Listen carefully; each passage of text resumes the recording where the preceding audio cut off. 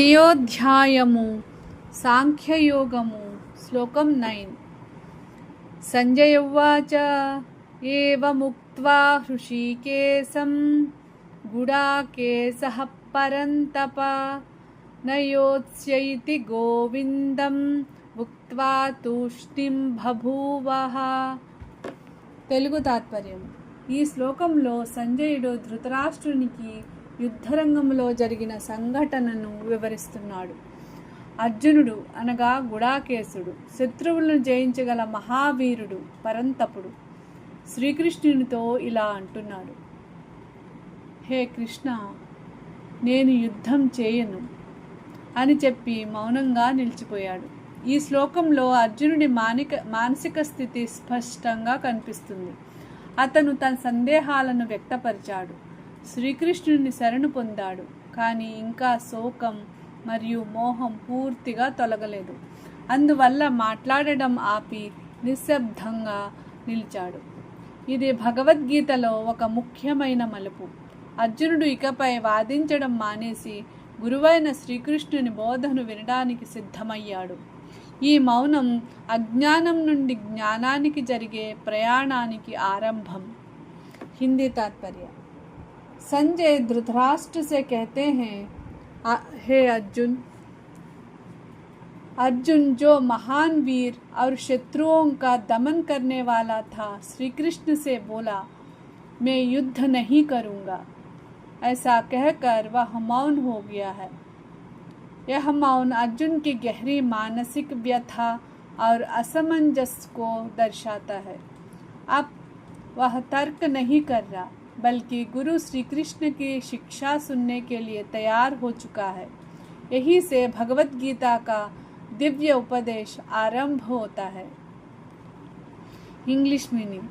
Sanjaya said, having spoken thus to Hrishikesha, means Krishna, Arjuna, the conqueror of sleep and subduer of foes, declared, I shall not fight, and then fell silent. This verse marks a decisive turning point. Arjuna has expressed his confusion, accepted Krishna as his teacher, and stopped arguing. His silence reflects surrender and readiness to receive spiritual wisdom. From the next verse onward, Lord Krishna begins his profound teachings, which form the essence of the Bhagavad Gita. The key lesson is, the first step toward wisdom is to stop arguing from ego and become willing to listen with humility. నిజమైన జ్ఞానం పొందాలంటే ముందుగా మన అహంకారాన్ని విడిచి వినయంతో గురువు బోధను వినాలి. सच्चा ज्ञान पाने के लिए अहंकार छोड़कर गुरु की शिक्षा ग्रहण करनी चाहिए. द्वितीयोध्यायము సాంఖ్యయోగము శ్లోకం 10.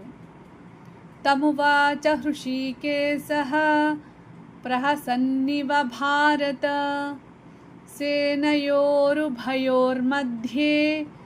విషీదంతమిదం వచః. తెలుగు తాత్పర్యము. ఈ శ్లోకంలో సంజయుడు ధృతరాష్ట్రునికి శ్రీకృష్ణుడు అర్జునునితో ఎలా మాట్లాడడం ప్రారంభించాడో వివరిస్తున్నాడు. అర్జునుడు తీవ్ర శోకంలో మునిగిపోయి యుద్ధం చేయనని చెప్పి మౌనంగా నిలిచాడు. అప్పుడు రెండు సైన్యాల మధ్య నిలబడి ఉన్న హృషీకేశుడు అనగా శ్రీకృష్ణుడు స్వల్ప చిరునవ్వుతో అర్జునునితో మాట్లాడడం ప్రారంభించాడు. ఆ చిరునవ్వు ఎగతాళి కాదు, అది అపారమైన కరుణ, ప్రేమ, జ్ఞానం మరియు ఆత్మవిశ్వాసానికి సంకేతం. శ్రీకృష్ణుడు అర్జునుని అజ్ఞానం తాత్కాలికమని, అతనికి సత్యజ్ఞానం బోధించి శోకాన్ని తొలగించగలనని తెలుసుకున్నాడు. ఈ శ్లోకం నుండి భగవద్గీత యొక్క అసలైన ఉపదేశం ప్రారంభమవుతుంది. ఇకపై శ్రీకృష్ణుడు అర్జునునికి ఆత్మస్వరూపం, కర్తవ్యం మీన్స్ ధర్మం, కర్మయోగం, జ్ఞానయోగం వంటి గొప్ప ఆధ్యాత్మిక సత్యాలను బోధిస్తాడు. हिंदी तात्पर्य. संजय कहते हैं कि दोनों सेनाओं के बीच शोक से व्याकुल अर्जुन को देखकर ऋषिकेश अर्थात श्री कृष्ण मानो मुस्कुराते हुए उससे बोले। यह मुस्कान अपहास की नहीं थी, बल्कि करुणा, प्रेम और दिव्य ज्ञान की थी।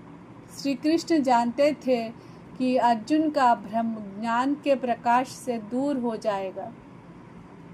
यही से भगवत गीता का दिव्य उपदेश वास्तव में आरंभ होता है। English meaning. Sanjay said, "O Bharata," means Dhritarashtra, as Arjun stood grief-stricken between the two armies. Lord Hrishikesha means Krishna, as if smiling compassionately, began to speak. Krishna's smile was not one of mockery.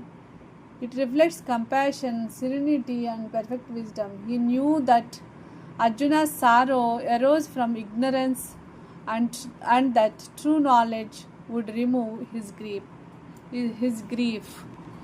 This verse marks the beginning of the Lord's profound teachings in the Bhagavad Gita. From this point onward, Krishna explains the nature of the self, duty, action, devotion, and liberation. The key lesson is divine wisdom dispels sorrow born of ignorance.